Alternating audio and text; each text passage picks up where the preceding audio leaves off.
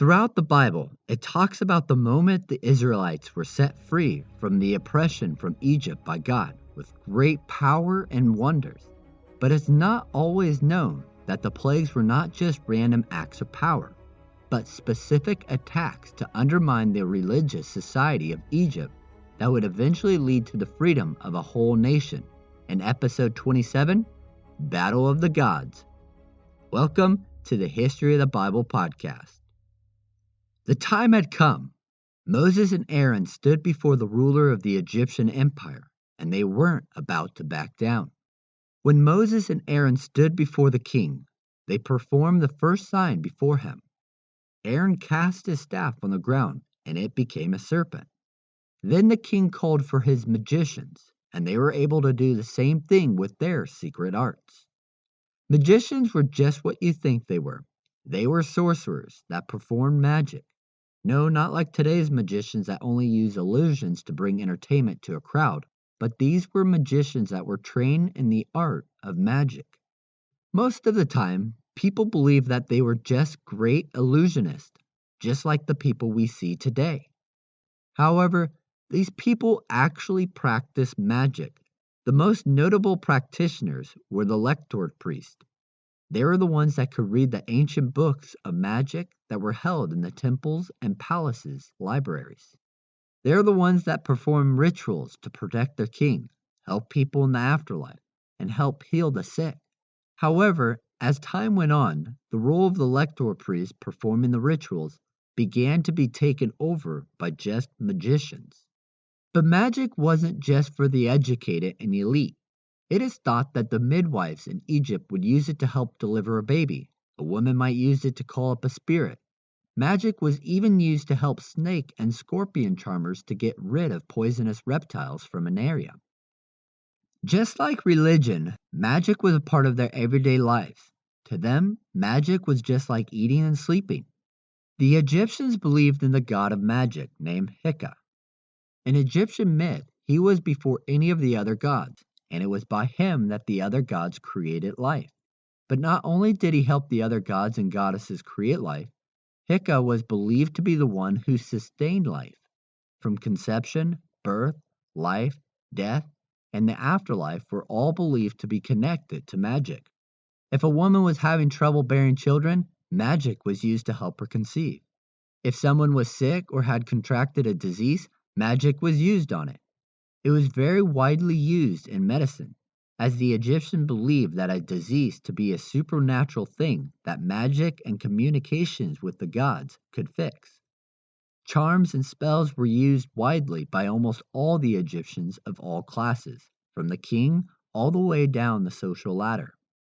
And once death came, magic again was used, from the mummification of the body so that the soul in the afterlife could recognize it, to over 190 spells that were used to help the person navigate their way into the afterlife. However, one of the main roles that magic was used for was in religion. It was mostly used to tell the way that the world worked and was created, along with the gods and goddesses.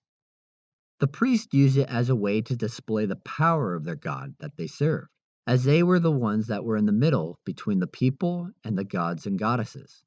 This would bring maintenance and stability to the religious aspect of the Egyptians' life, and it was their duty as priests and priestesses to defend their god against other nations' gods.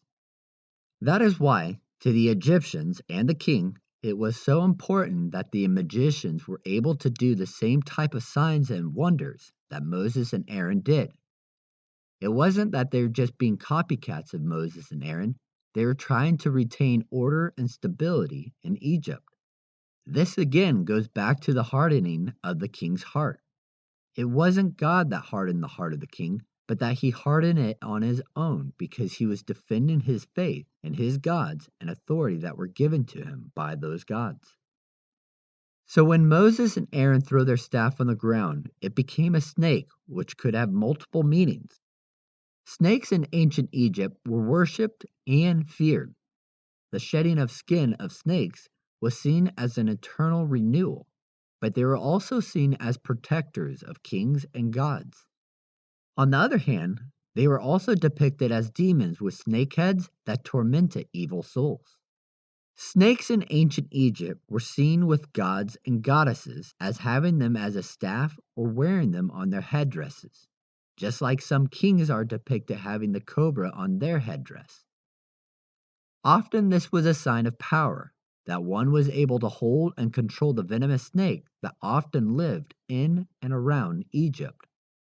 Other times, a priest or a king would carry a staff that looked like a snake to show their power and position.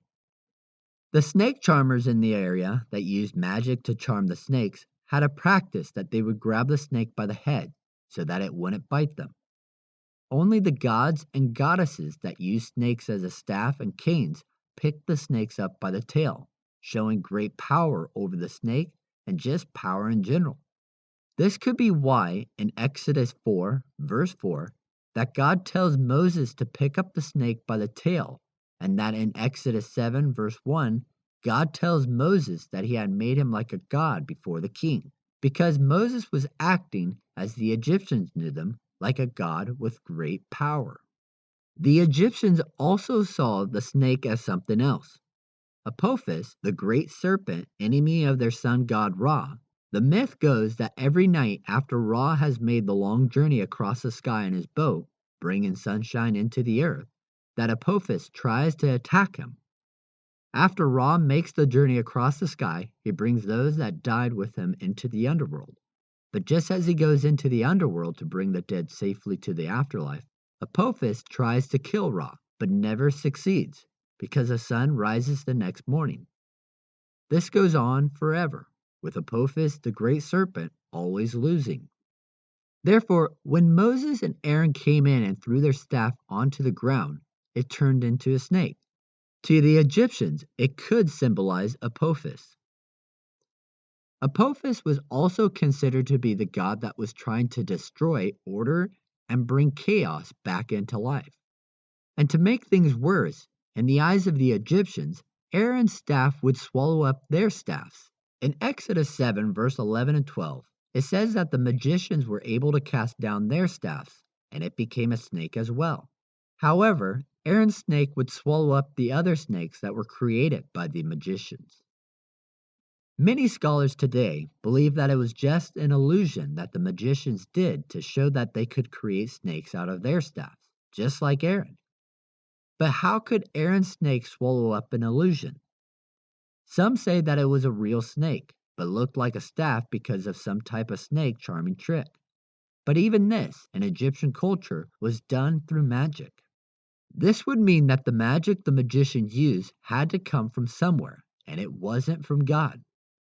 Most likely, it was from demonic powers, and demons do have power, but not unlimited power like God. Just like Satan, they cannot create.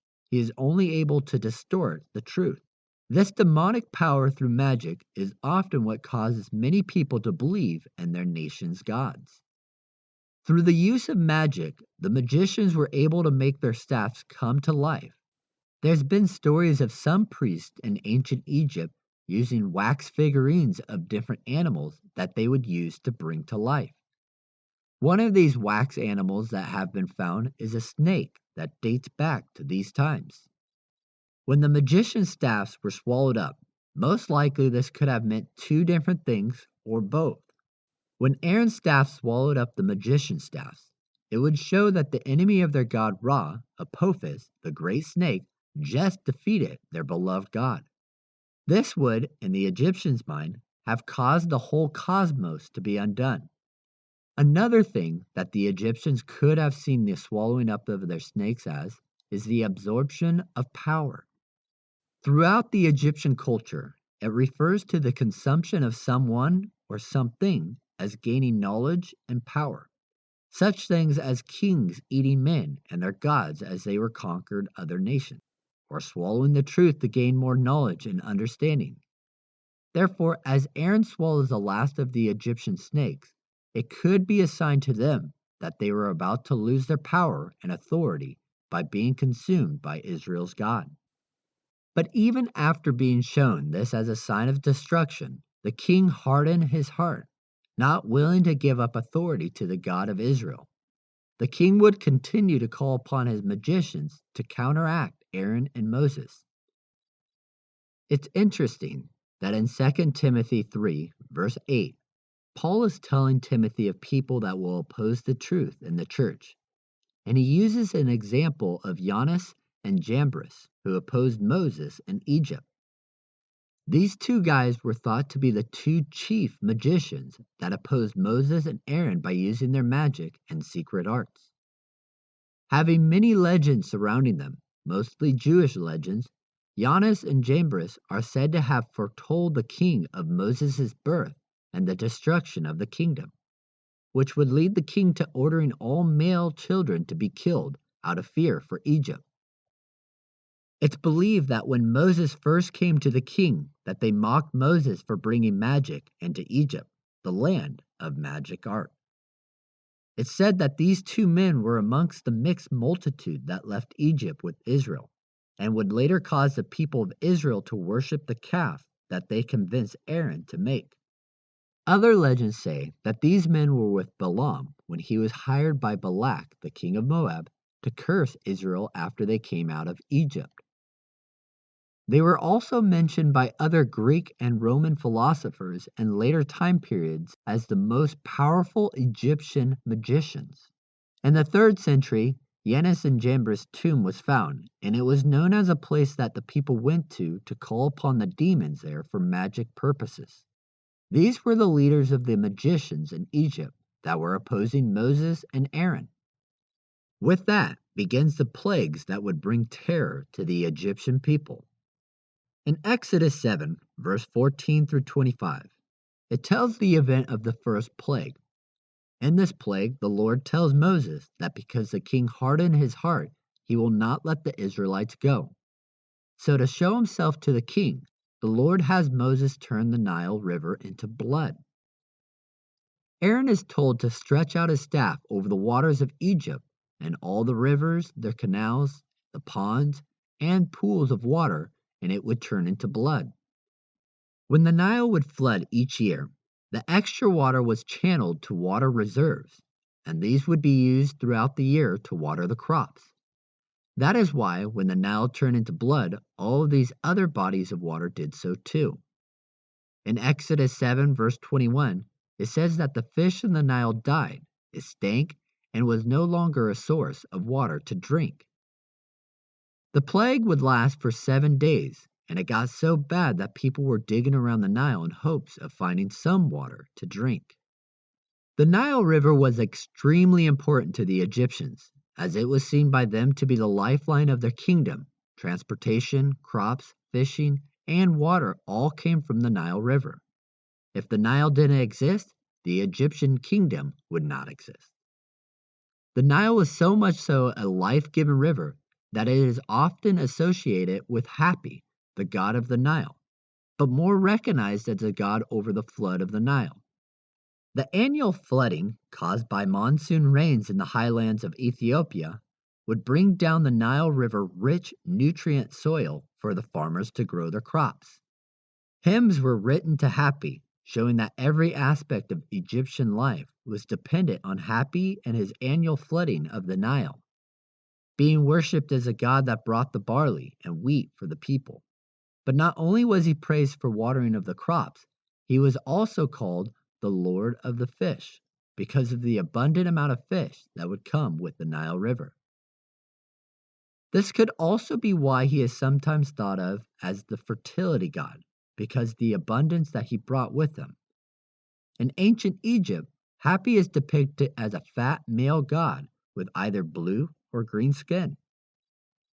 It was also an attack on the god Num, who is thought to be the guardian of the Nile and was a creator god that used the fertile mud of the Nile to help shape humans and animals on his potter's wheel. The Nile River was also seen as Osiris's bloodstream. The Nile River was very important and revered by the Egyptians.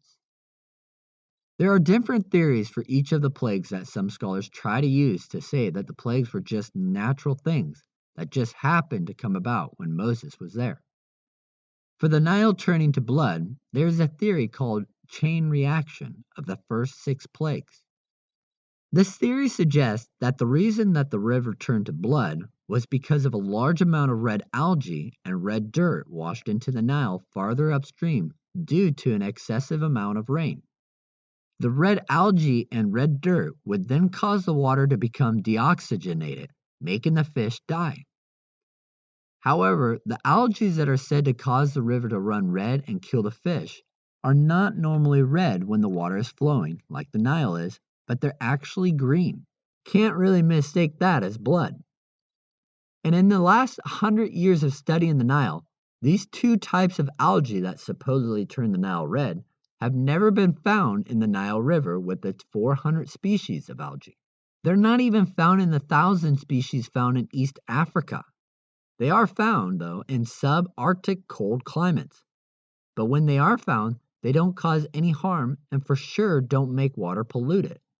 Actually, today the algae that is claimed to cause the Nile River undrinkable is very beneficial for a person's health. And for the mud being red and turning the water red, the Nile River's mud is brown. Plus, the amount of mud that would have caused the river to look red would have killed the algae. If it was just mud that caused the river to be red, then the water would still have been drinkable. The reason the fish died and the water was not drinkable was because God turned the water into blood. It wasn't just the river, but pools, ponds, and canals. The rest of the chain reaction theory will be told as we go through the plagues. Another thought is that the plagues were used to point the Israelites back to their God. In Exodus 14, verse 31, it says that because of the great power of God, that the Israelites feared and believed in the Lord. God used the plagues to show that he was the God of creation. The first plague of the blood, it says in Exodus 7, verse 19, that Aaron was to take a staff and stretch his hand over the bodies of water in Egypt. The word for the bodies of water is the same word that is used when God created the dry land and the water in Genesis 1, verse 10. The use of the same word could be that it is pointing to the time that God created all of the waters. But in this case, rather than creating, God was able to change the very things that he created. However, the Bible does use the same word to call out any type of body of water. So it might not necessarily be so much a lesson to the Israelites on creation, but an attack on the Egyptians' gods and showing the Israelites that the God of their fathers is more powerful than any other. As we go through the plagues, it will be talked about how some scholars believe that the plagues were connected to the creation in Genesis. So join us next time as we will continue to look at the horrors that would plague the Egyptian people in episode 28, The Battle of the Gods, Part 2. Thanks for listening to the History of the Bible podcast. We want to hear from you on how this podcast has impacted you. Please check out the links in the show notes. Until next time, remember that you are loved, special, and worthwhile.